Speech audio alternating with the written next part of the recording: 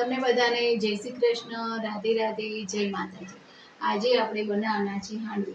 તેના માટે આપણે 5-6 કલાક માટે આપણે ચોખા એક વાટકી જેટલા ચોખા અને એની અડધામાં તુવેરની દાળ, મગની મોગર દાળ અને અડદની મોગર, ફોતરા વગરની અડદની, એ ત્રણેય પલાળીને 5-6 કલાક પલાળી રાખી છે। અને હવે આપણે એમને મિક્સર જારમાં લઈ લઈશું। હાંડવો બનાવવા માટે આ બધું આપણે મિક્સરમાં ક્રશ કરી દઈશું।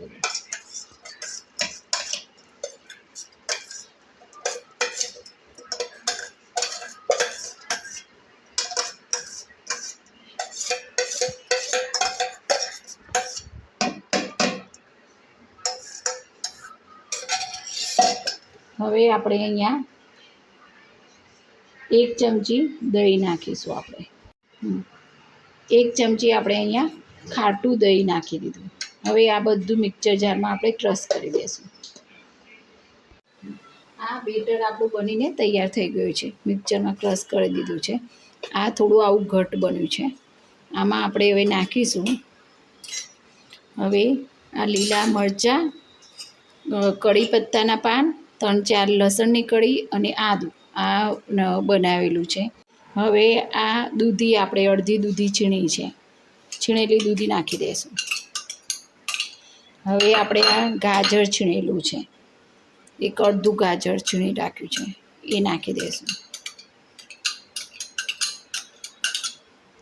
હવે આ કોથમીર છે, થોડાક આટલા 3-4 ચમચી જેટલા કોથમીર નાખી દઈશું આપણે।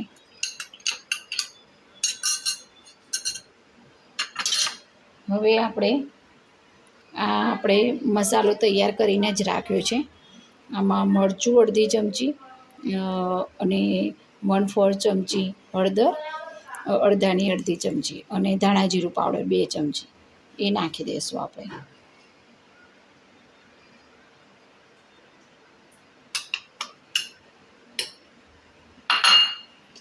અને બરોબર મિક્સ કરી દઈશું બધાને। હવે ચપટી એક આમાં વઘારમાં હવે ચપટી એક હિંગ નાખી દઈશું। અડધી ચમચી આપણે મીઠું લઈ લઈશું, સ્વાદ અનુસાર મીઠું। બધું આપણે મિક્સ કરી દઈશું।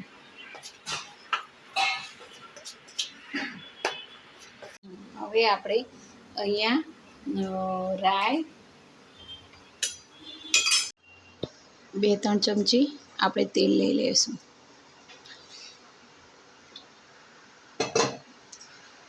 હવે આપણે એમાં મીઠા લીમડાના પાન લઈશું, 3-4 મરચાં લીલા લઈ લઈશું, થોડીક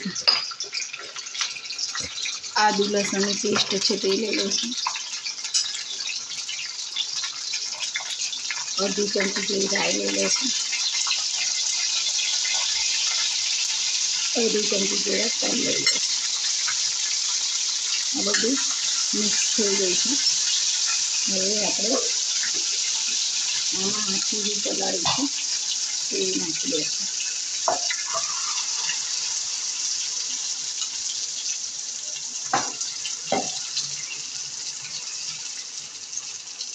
જીરું આપણે પાથરી દીધું।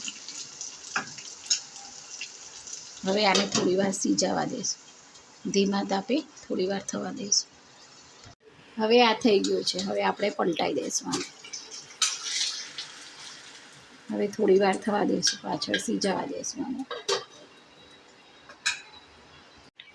હવે આપણે ગેસ ઓફ કરી દઈશું અને આને આપણે ડીશમાં લઈ લઈશું।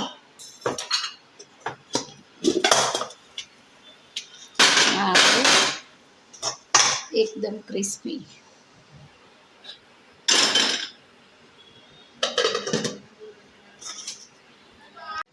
તો આ આપણો એકદમ ક્રિસ્પી હાંડવો તૈયાર થઈ ગયો છે। આ હાંડવાને તમે ટામેટા સૂપ જોડે, કોથમીરની ચટણી જોડે ખાઈ શકો છો। તમે ટામેટાની ચટણી જોડે ખાઈ શકો છો।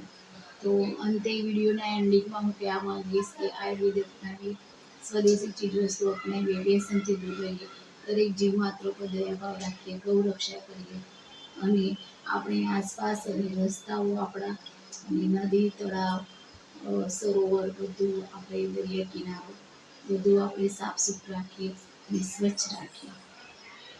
જય જવાન, જય કિસાન, જય વિજ્ઞાન, જય ગુરુ.